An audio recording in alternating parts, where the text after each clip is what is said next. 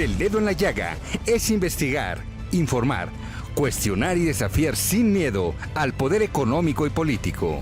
Enaltecer la cultura, la educación y la innovación para generar sociedades libres. Te invitamos a ser parte de este cambio, donde todas las voces se escuchan.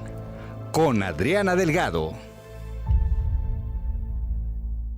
Maestra Delfina Gómez Álvarez, nació usted en Texcoco. Sí. Su padre, José Guadalupe Gómez Pérez, y su madre, Catalina Álvarez Pandona. ¿Cómo fue Texcoco para usted cuando era una niña? Bueno, antes que nada, Adriana, te agradezco este espacio. Muchas gracias. Y mira que tienes muy buenos datos de una servidora, efectivamente, mis padres, mis generosos y amados padres.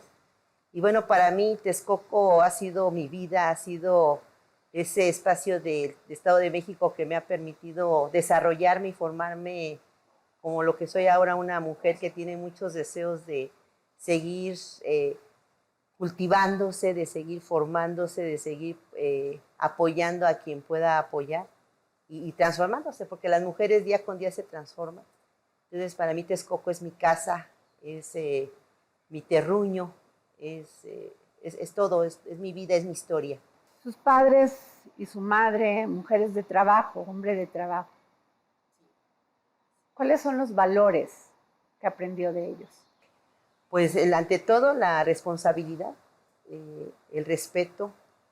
Mi padre y mi madre me enseñaron que teníamos que ser muy respetuosos con todo lo que nos rodeaba y de ahí pudimos desarrollar una convivencia con los vecinos muy sanas. Siempre hubo ese respeto y sigue habiendo ese respeto entre los vecinos. Por otro lado, el compromiso, el que asumiéramos nuestra responsabilidad. Mi padre efectivamente pues era una persona que de momento no tenía los recursos necesarios. Y cuando tuvimos que decidir si estudiábamos o no, él dijo, bueno, pues yo les ayudo, pero ustedes tienen que hacer responsables de lo que yo no pueda aportar. Y entonces trabajábamos y estudiábamos para poder continuar estudios. Eso fue también una enseñanza de lucha, una enseñanza de esfuerzo. Y por otro lado también, pues la enseñanza insisto, de esa honestidad y de asumir los retos y asumir los errores que pudiéramos tener. Fue una enseñanza muy importante, y la unidad como familia, la calidez, que a pesar de que de momento no había quizás los recursos necesarios para viajar o para tener algunos accesos a diferentes situaciones, siempre estábamos en unidad y siempre estábamos disfrutando en casa una taza de café, pero con mucho amor y con mucho cariño, rodeados de mis padres y de mis hermanos. Me imagino que en esto que usted me detalla de cómo fueron estos valores que hicieron que Delfina Gómez saliera adelante como educadora, debió usted haber sentido de ver toda la marginación, la discriminación, mucha pobreza en toda esa zona. ¿Qué le decía? Pues yo creo que la intención, por un lado, era mejorar esa calidad de vida, porque efectivamente se vivían situaciones muy difíciles y que eso, pues lamentablemente, por ejemplo, perdió la vida un hermanito porque no se tenía dinero para el médico, por ejemplo. Hermano y eso, de usted. Y eso te marca porque... ¿Qué edad tenía, maestra? Era un bebé, era un pequeñito, tenía yo creo como 8 meses, 9 meses, y eso te marca, quieras o no te marca.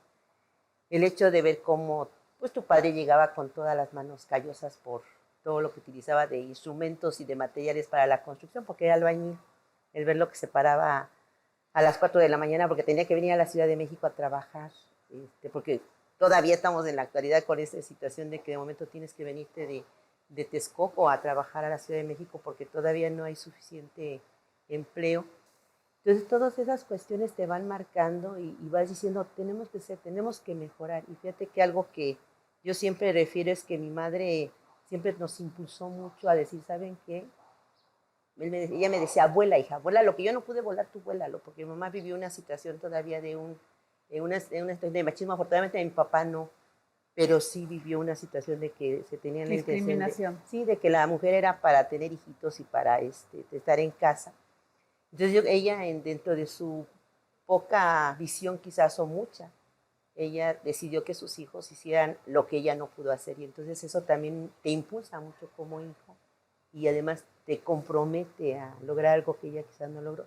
Y yo tuve dos mamás casi porque tenía una tía que vivía con nosotros, bueno, que nosotros vivimos con ella, mejor dicho, y una tía que no la dejaron casar porque pues la persona que la quería no cumplía el perfil que quería.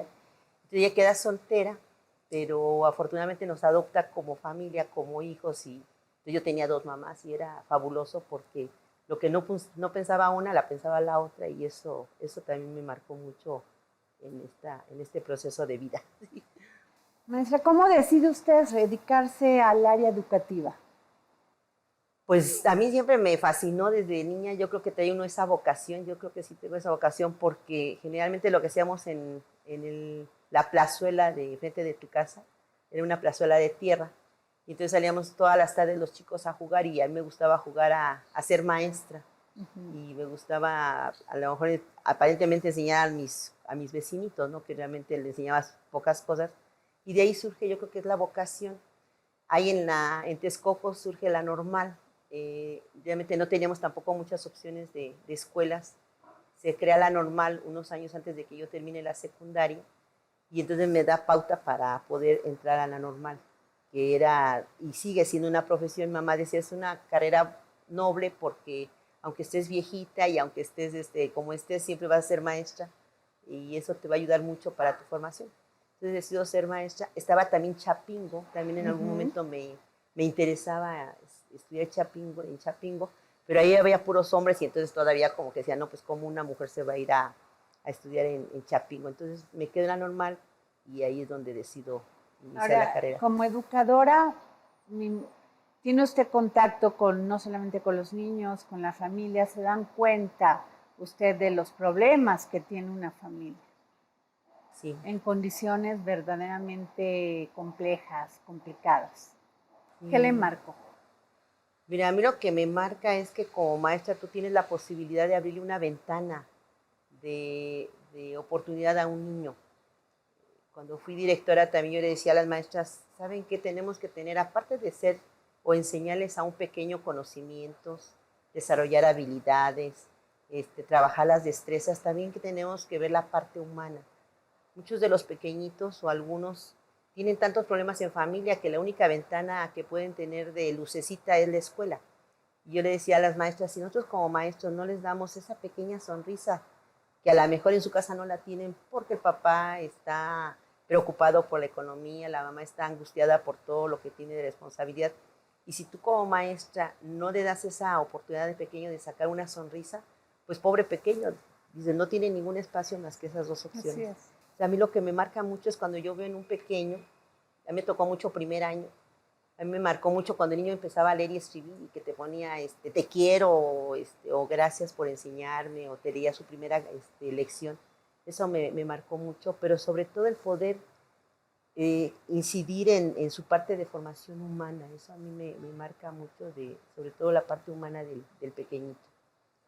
Maestra Delfina Gómez, y después de ahí, pues una carrera política ascendente. Sí.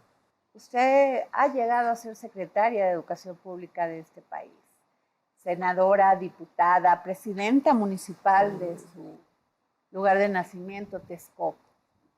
¿Cómo cambia de ser educadora, de ser maestra, a querer cambiar un escenario, no solamente de su estado, de su municipio, sino del país?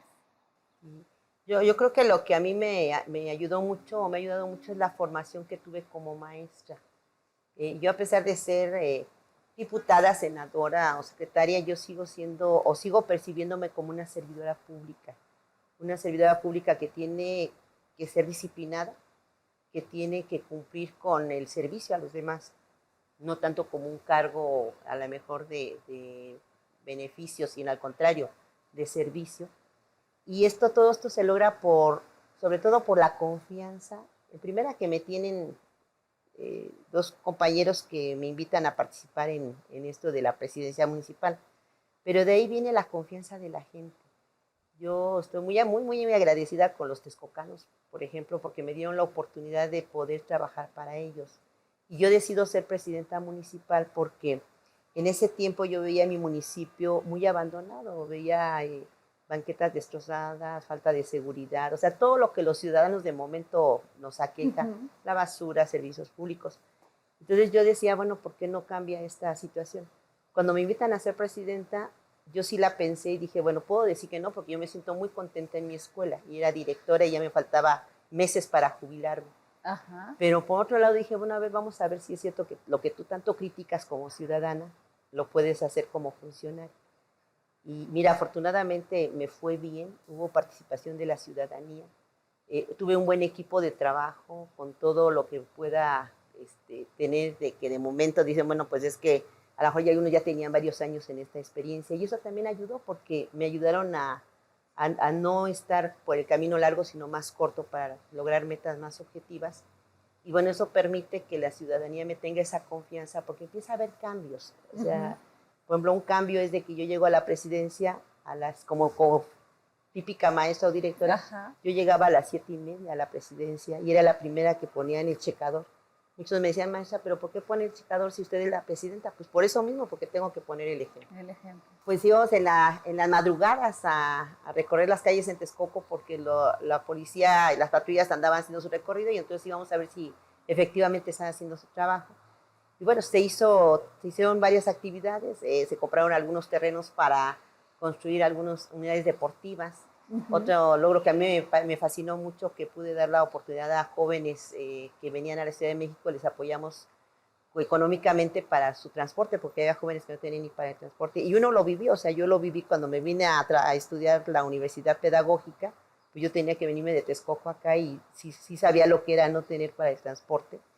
Y por otro lado también teníamos, cuando llego como presidenta, teníamos el centro antirrábico, que así le llamaban, y que bueno, pues yo decido luchar para que se convierta en un centro de bienestar animal, que afortunadamente ahorita ya es un centro de bienestar animal, porque algo que también me preocupaba mucho eran los animalitos que habían en la calle y que de momento pues no tenía nadie que los pudiera atender.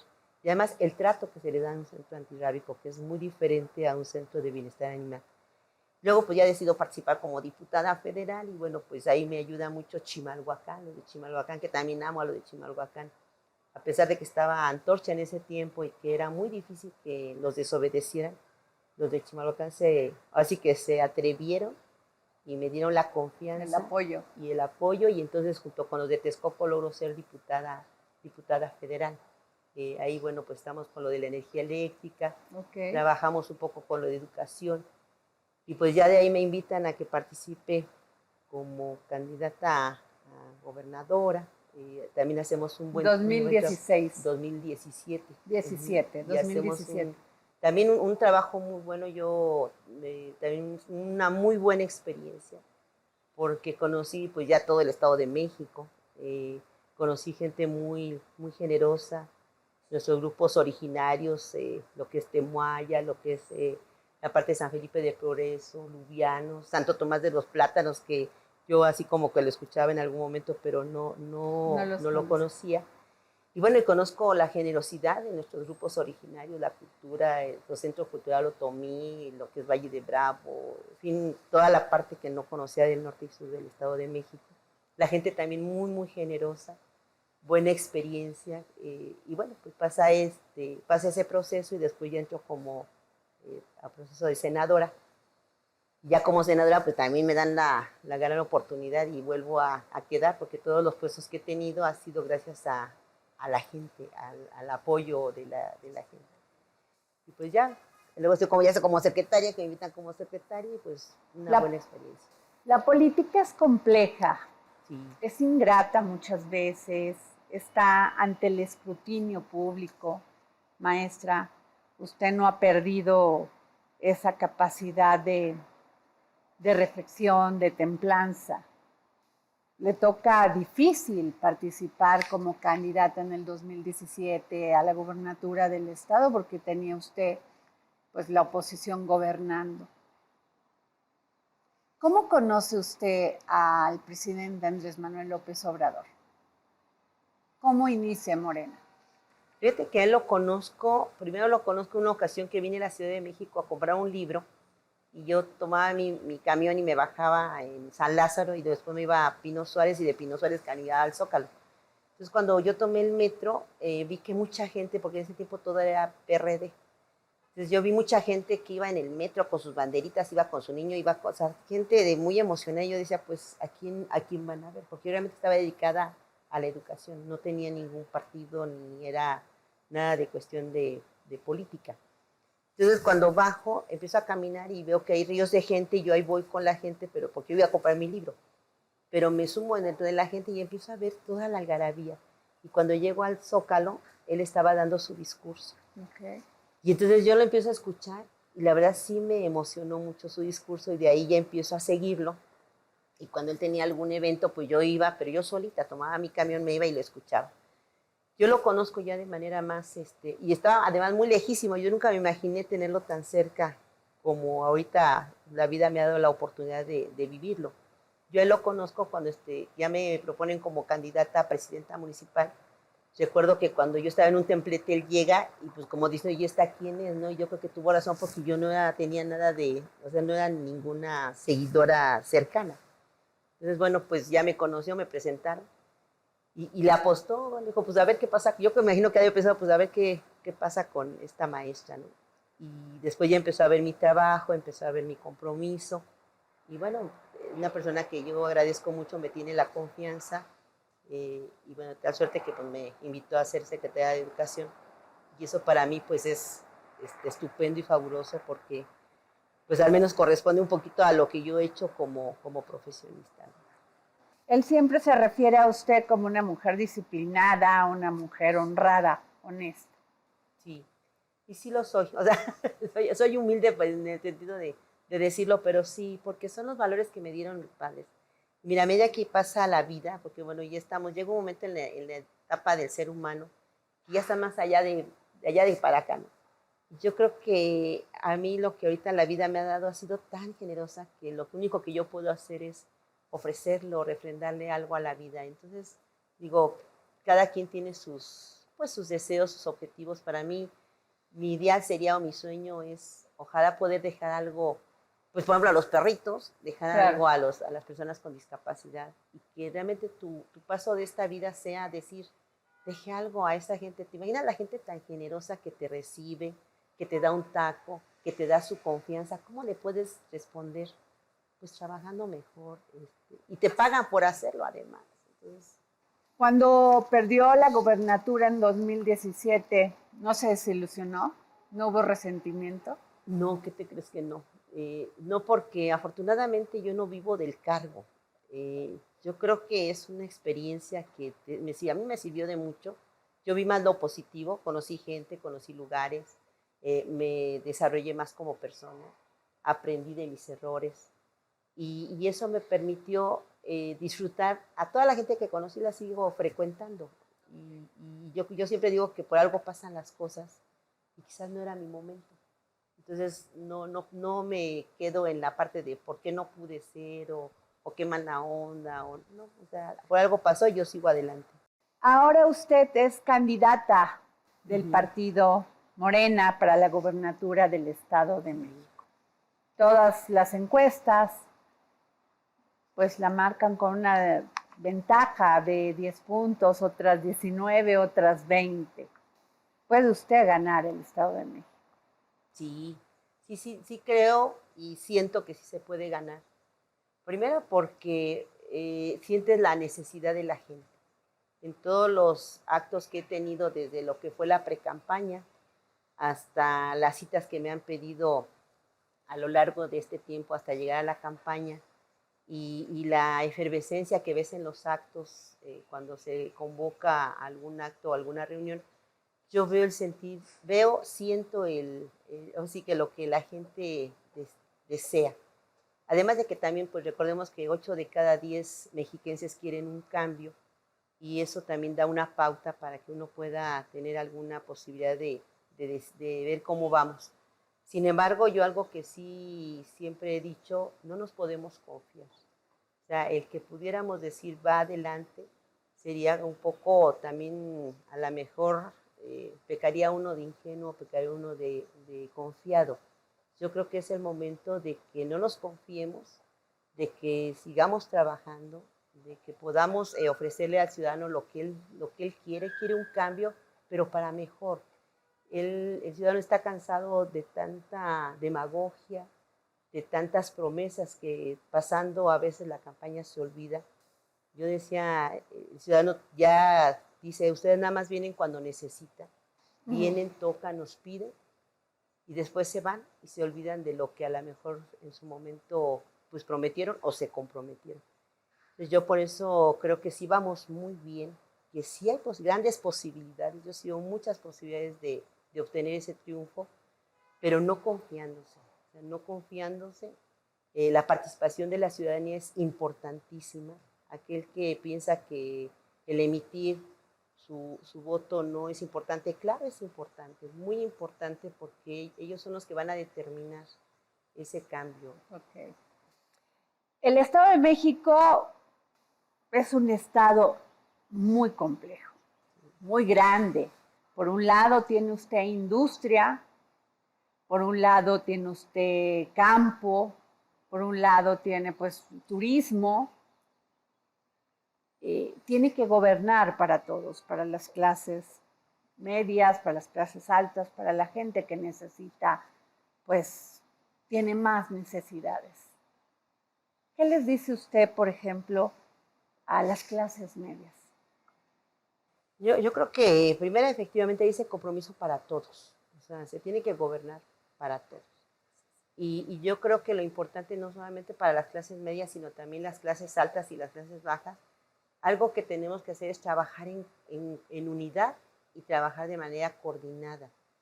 No podemos dividirnos porque todos necesitamos, ahora sí que todos necesitamos de los demás. Yo creo que si la clase media hace lo que le corresponde, pero se afianza en el apoyo de la clase alta y jala a la clase baja, eso pudiera traernos beneficio para todos. Yo lo veo un poquito, por ejemplo, con los empresarios. Los empresarios son necesarios e importantes. Primera, porque te generan empleos. Así es. Segunda, porque te dan servicios. Y yo creo que lo que nosotros tenemos que hacer, porque platicando un poquito con algunos empresarios, su preocupación es decir, bueno, de momento no nos dejan o no nos facilitan algunos trámites y eso hace que se obstruyan algunas situaciones que lamentablemente hasta se han tenido que ir a otros estados porque pues no encuentran a lo mejor una opción favorable o más amigable.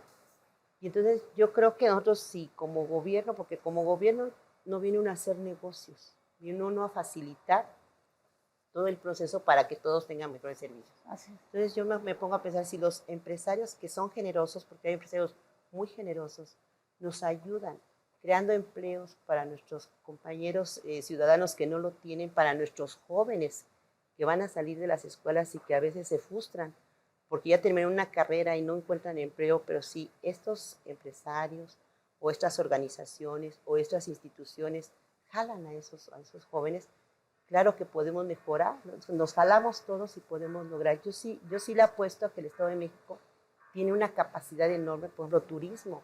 Exacto. Turismo, decimos, lo único que conocemos es Valle de Bravo o las pirámides, pero tenemos Temoaya, tenemos tenemos el Oro, tenemos el mismo Texcoco, tenemos Ozumba, tenemos Otumba. Sí tenemos mucha capacidad de turismo y que yo a nivel nacional ahorita que veo cómo se está desarrollando Quintana Roo, se está Yucatán, yo digo, ¿por qué Estado de México no? Si lo podemos hacer.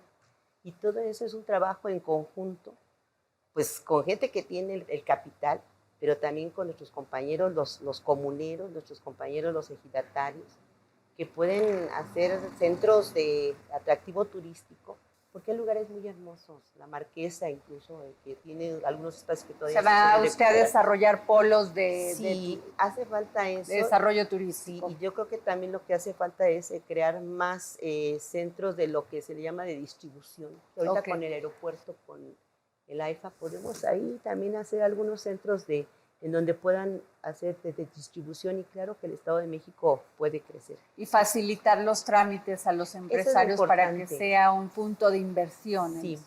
Fíjate que lo decíamos, porque a veces el miedo que te tienen es de que a lo mejor llegan a invadir zonas así como de medio ambiente. Yo creo que podemos ser amigables, haciendo cada quien lo que le toca, puede ser amigable, porque también nuestro medio ambiente también necesita inversión para poder en algunas ocasiones rescatar y en otras fortalecer. Y bueno, de eso también se necesita capital y por qué no hacer un convenio con nuestras empresas de que sean amigables y que todos seamos en trabajo en conjunto. Maestra, el tema de la movilidad siempre ha sido un gran tema entre esta ciudad enorme, la Ciudad de México, y el Estado de México, que son las zonas conurbadas. Y hay quejas no solamente de la falta de movilidad, sino también pues, de la delincuencia que se lleva a cabo. ¿Qué piensa usted de esto? Mira, ahorita se está haciendo precisamente en las reuniones que hemos tenido, en pre-campaña, fíjate que hubo algo muy interesante y eso me gustó mucho, la participación ciudadana. O sea, no solamente fuimos a los eventos y a tomar la foto y a escuchar a la el discurso estaba como precandidata, sino también que cree la gente nos dio proyectos, nos dio propuestas, nos dio necesidades. Tenemos cerca de como unas 1,800 ya peticiones, propuestas, todo lo que registramos. Y entre ellos viene la necesidad de estar, por ejemplo, Naucalpan es una de las zonas, toda esa parte, es una de las zonas que está preocupadísima por lo que es la inseguridad en el transporte público. Pero también tenemos otras zonas en donde hay mucho transporte tolerado y que también se tiene que reordenar. En primera, pues para saber cuántos tenemos y en segunda, para tener un mayor control ante alguna situación de inseguridad. ¿Qué es lo que ahorita se tiene pensado? Se ha tenido un primer acercamiento con transportistas porque eso es importante también. Y estamos desarrollando algunas estrategias precisamente para ver de qué manera se va a trabajar o fortalecer, por ejemplo, el transporte público. Nos establecen que tienen botones de pánico, que incluso ellos tuvieron que adquirir, pero que lamentablemente no han funcionado como debería de ser. Yo creo que no se trata de venir a quitar todo porque no es volver a empezar, sino es fortalecer lo que ya se tiene. Entonces, los C5 que tuvieran mayor contacto con lo que son las unidades y mayor presencia de policía. Nosotros consideramos que debe de haber policía de barrio, el policía de proximidad, que de una manera u otra puede inhibir a los que quieran hacer alguna situación. Texcoco creamos lo que era el policía con lo que le llaman el binomio canino. Ajá. Y entonces andaban en el jardín así que los policías con su perrito. Y además de que creaban una cercanía con la gente, también los niños los veían como amigables por el animalito, por el perrito, por el de compañía. Entonces yo creo que situaciones así tan sencillas, que aparentemente puede uno decir son sencillas, realmente se apoyan, hacer un policía más en contacto, que la gente, los ciudadanos participen más, existe un consejo de lo que llaman de comité vecinal, pero de momento no se les da ese seguimiento. Entonces lo que nosotros queremos es lo que ya está y que puede funcionar, pues hay que seguirle dando el impulso, y lo que no es, obviamente cámaras de seguridad pues, van a ser necesarios y algunas otras estrategias, pero yo creo que es lo importante, reconocer el trabajo de nuestros policías, también eso es importante, porque a veces le pedimos al policía que haga un buen trabajo, pero no tiene el equipamiento o no tiene la capacitación, o por ahí hay algunas situaciones de corrupción que hace que el policía lamentablemente pues no haga bien su trabajo. Eso también lo tenemos que analizar y ver en qué situación está. Maestra Delfina Gómez, las mujeres en el Estado de México, ¿por qué tendrían que votar las mujeres por Delfina Gómez? Bueno, en primera, porque como mujeres yo creo que es nuestra gran oportunidad.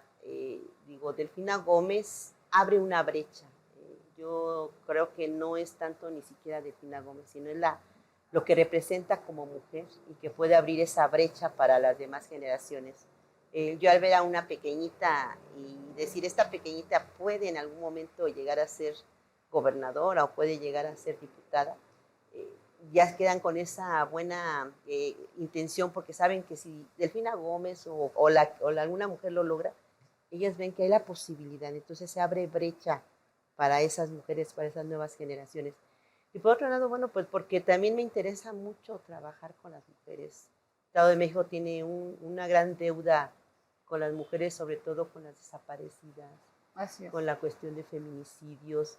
Digo, como mujer, lo hemos vivido, ¿no? Cuando yo venía a México, que me tenía que venir a las 5 de la mañana, obviamente estás en la esquina, y eso que todavía no había tanta situación como ahorita, ¿no? Pero el estar en la esquina preocupada porque te puede pasar algo, el no vivir de manera así más segura, te sientes insegura, el que sea señalada, porque también, bueno, parte de esta situación de la política como mujer, pues también te llega a pasar de que de momento piensan que como una mujer se atreve a querer ser aspirante a un cargo si la mujer no tiene la capacidad, o que porque llora uno, pues es uno muy débil, y cómo es posible que una mujer chillona pueda estar sin saber que pues, es un ser humano. Entonces, yo creo que el hecho de que la mujer pueda darme esa oportunidad de trabajar, porque la idea es esa, 50% de mi gabinete tiene que ser de mujeres, y no cargos así como que, pues a ver, algo sencillito para que como que te entretengas, aunque todos los cargos son la cuota. Exactamente, no, yo sí quiero cargos que sea de buen Importantes. nivel, sí. Y por otro lado también, bueno, crear una parte fundamental de apoyo a las mujeres en lo que es violencia, que también hay que platicar también, esa parte también la tenemos de platicar con los grupos que tienen esa representación y que tienen esa preocupación de lo que es la violencia en la mujer. Esa es una. Y la otra, porque pues, hay que ver proyectos también para nuestras mujeres jóvenes, para nuestras niñas, darles mayor impulso y mayor confianza a lo que es ser mujer. Los jóvenes. Los jóvenes Importantes. que en este momento pues están en esta lucha o van a estudiar o van a trabajar, encontrar centros donde puedan desarrollarse, terminan las carreras y muchas veces no tienen dónde trabajar y pues regresan al campo. El campo está en una situación complicada en estos momentos. El Estado de México tiene sequías, el tema del maíz, que es autoconsumo para muchos agricultores, pues con estas sequías o no tienen agua o les llegan las heladas antes de lo que tenían pensado. ¿Qué les dice usted a los campesinos?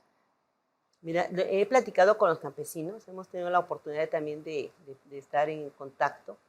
Yo creo que una de las preocupaciones que tiene el campesino, tiene varias preocupaciones, pero una es precisamente la cuestión de su tenencia de la tierra. Okay. Es algo que ellos dicen, bueno, yo quisiera tener ya más seguro mi documento que permita que soy el dueño y que es mi tierra. Pero junto con ello viene la situación de lo que es la producción. Y efectivamente, yo creo que a ellos les falta no solamente el fertilizante o lo que requieren para la semilla, sino también una capacitación. Okay. Y algo que yo me reflexionaba precisamente es de que tenemos Chapingo, que es una universidad reconocida a nivel internacional. Tenemos colegio de posgraduados, que también incluso mucha gente viene del extranjero a ver todo lo de la producción del maíz y el trigo.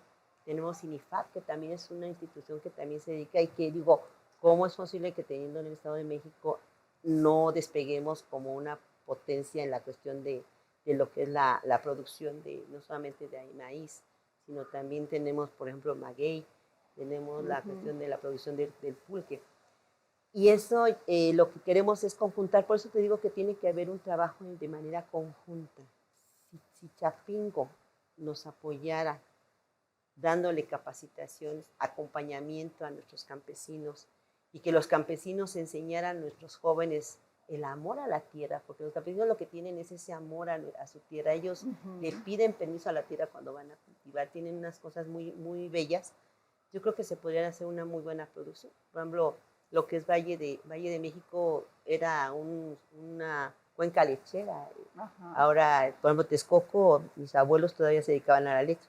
Ahora nada más tenemos un solo productor en Texcoco con sus vacas, y yo cuando lo veo pasar en medio de todos los carros digo, pues ya se ve insólito porque ya no hay, ¿no? Pero si pudiéramos, lo que es Tejupilco, por ejemplo, que tenía cabezas de ganado y era enorme, y ahorita también toda esa desaparecido. Hay que impulsar esa parte del campo, pero también están nuestros jóvenes, lo que tú decías, que hay que ofrecerles pues mayor educación. Y para eso también es importante hacer un estudio de ver dónde están nuestras escuelas, nuestras universidades, pero también ver qué tenemos que crear para que puedan tener trabajo. Y entonces ahí viene lo que decíamos nuestros empresarios. Yo decía, si el empresario nos dice qué perfil necesita de egresados de las escuelas, pues es más fácil que tengan trabajo y que no tengan que venirse hasta México a conseguir trabajo. Así es. Sino que ellos van a ver todos los que son de Nextlalpan, de lo que son lo que parte del aeropuerto. Si pudiéramos hacer un centro de idiomas o pudiéramos hacer un centro para lo que es toda la cuestión de aeronáutica, pues tendrían el trabajo más seguro, pero eso es como una situación de un proyecto de no 6 años, sino que tendría que ser un proyecto a largo plazo para que independientemente de quien siguiera, ya hubiera una proyección, porque yo creo que eso es lo que ha pasado. De momento haces proyectos de muy corto plazo y a veces ni los logran, ¿no? Pero si haces un proyecto de largo plazo, pudiera dar mejores resultados y podrías ofrecerle mejores oportunidades a nuestros jóvenes. Maestra, uno de los grandes problemas que están padeciendo las ciudades, los estados, es el tema del agua. Muchas concesiones a las empresas. ¿Y en qué momento se hace un equilibrio entre el bienestar de una población y el desarrollo económico, que también es importante? Fíjate que hicimos una encuesta y efectivamente es el tercer tema importante o prioritario para la población. Incluso en las reuniones que tuvimos con empresarios también, algo que me gustó mucho es que ellos también ya tocan el tema del agua. O sea, es algo que no está fuera de la percepción de los ciudadanos y de los empresarios y de los diferentes sectores. Y yo creo que lo que ha pasado es que lamentablemente vemos al agua como algo que viene y viene y viene y seguirá viniendo, y no tengo ninguna obligación de cuidarlo porque cada que abro la llave hay agua, salvo por ejemplo Ecatepec, que está sufriendo mucho de cuestión de falta de agua. Yo creo que por un lado tenemos que fortalecer la importancia que debemos darle todos los ciudadanos al cuidado del agua, al buen uso del agua. Y por otro lado también se tienen que crear políticas en donde haya la recuperación, la captación y la producción de agua, porque somos como que una sociedad que no sabemos producir. Así es.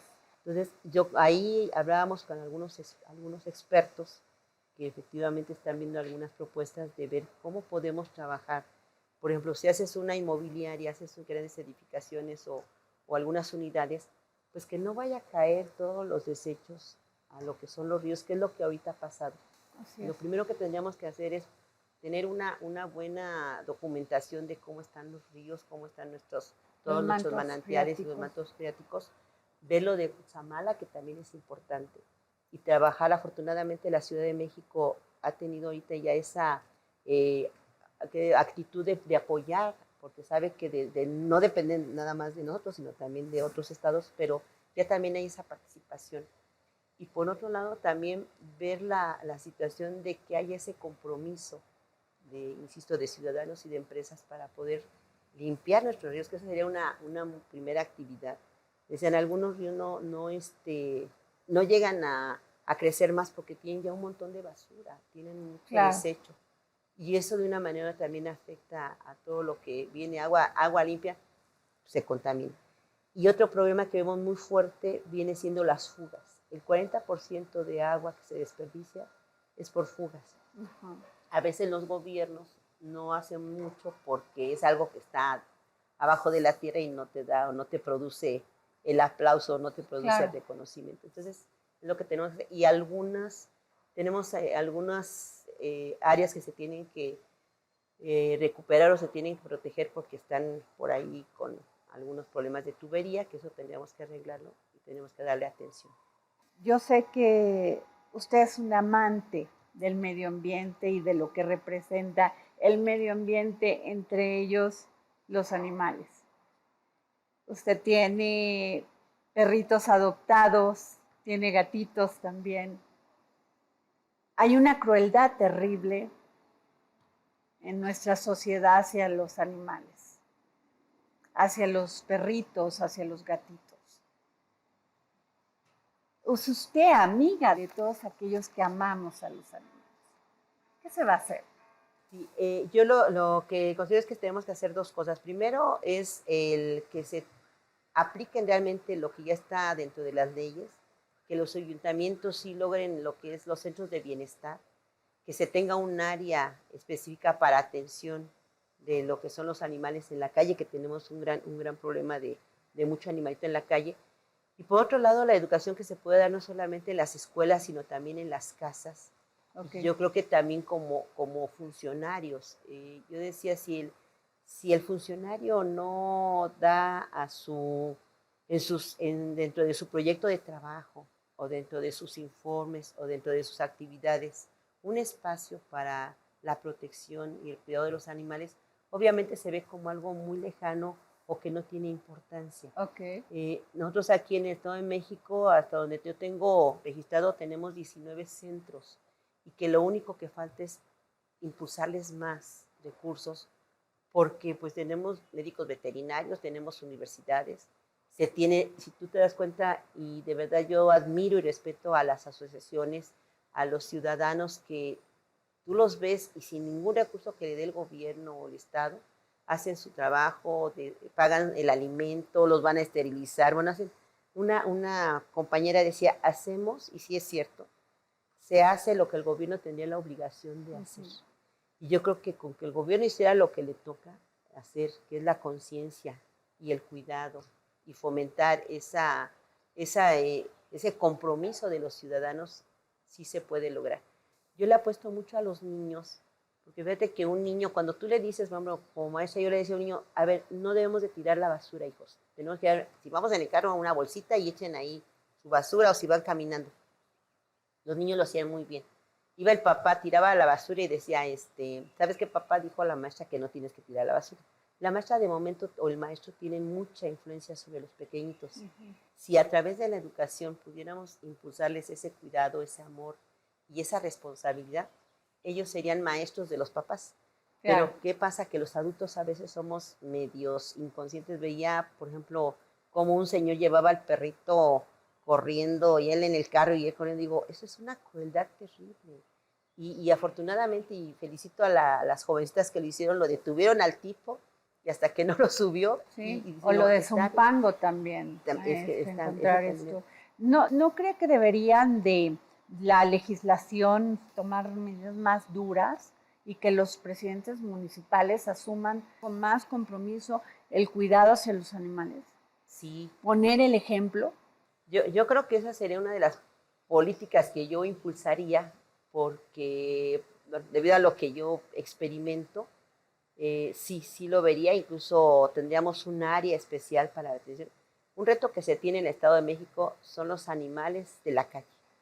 Eso es muy importante, sobre todo hasta por salud física. Claro. O sea, no nos ponemos a pensar que un animalito que anda en la calle también produce o detona algunas enfermedades. Claro. Entonces, sería esa parte de decir, a ver, tenemos que atender a los animalitos, dar ese funcionamiento a los centros que ya están y que por alguna causa a veces no se les toma en cuenta porque no son prioritarios. El crear una cultura de protección y cuidado de los animales a través de educación, de lo que es las escuelas, pero también a lo mejor hacer un programa en donde los niños tengan convivencia con los animalitos y vean por qué es importante cuidarlos y respetarlos. Usted se va a enfrentar a una alianza PAN, PRI, PRD. Van en contra de Morena. El gobierno actual en el Estado de México es priista. ¿Cómo ve usted el panorama? Yo creo que sin duda sí es enfrentarse a una alianza que obviamente pues viene a algo que es ganar, igual que Morena, y que afortunadamente, bueno, tenemos el apoyo del PT y del Verde, que también han sido unos compañeros de verdad muy solidarios. Hemos trabajado en equipo y eso es muy importante. Coincidimos en algunas cosas, que es mejorar la situación de nuestro estado. Yo creo que eso es lo que nos unió a los tres, ¿no? Que dijimos, bueno, queremos, independientemente de lo que tengan como filosofía o como un interés ya como partido, algo que nos unió mucho es ese deseo de trabajar por bien de nuestro estado. ¿Qué es lo que yo puedo ver o que siento? Yo lo único que pedir es que el gobierno estatal no participe dentro de este proceso. Hasta ahorita ha sido respetuoso, también lo tengo que reconocer, y yo pediría que se siga dando ese respeto de no injerencia. Y por el otro lado también el que no se tomen situaciones que a veces a mí se me hacen tan lamentables como la denostación. Okay. Yo fíjate que algo que a mí me ha costado mucho de momento en la política es esa actitud de muchos de denostar a los demás. A mí me enseñaron que para subir algún cargo o para tener alguna situación no tienes que pisotear al otro. Y de momento como que en esta situación de política se presta al señalamiento y se presta a la denostación, y eso yo digo, yo creo que nuestros ciudadanos no lo merecen, y nuestros ciudadanos tampoco les interesa. A ellos les interesa que les des seguridad en sus calles, que les des una buena lámpara en su cuadra, que tengan una mejor educación. Yo lo que pedí es eso de momento, porque damos un mal ejemplo, ¿no? De momento escucho algunas cosas. A mí me marcó mucho una situación de alguien que decía, es que no sabe hablar, ¿no? O sea, que yo no sabía hablar o que no se escuchaba. Y yo decía, pues no me escuchan porque no me quieren escuchar. O sea, efectivamente algo que se queja mucho la gente es que no le escuchan. Yo algo que vi en la precampaña es que decían los indígenas, las mujeres violentadas, los transportistas, los campesinos, no nos escuchan. Y es cierto, de momento los que estamos arriba no escuchamos a los que nos rodean. Entonces yo creo que es momento, para mí es un momento de escuchar, es un momento de sumarnos, es un momento de unificar un objetivo que es, pues vamos por nuestro Estado de México. El Estado de México lo necesita, nuestros niños lo necesitan, nuestros animales lo necesitan, nuestros campesinos lo necesitan. Entonces, ¿por qué desgastarnos tanto si hay tantas cosas que hacer? Estoy hablando con la maestra Delfina Gómez Álvarez, candidata del Partido Morena para la gobernatura del Estado de México.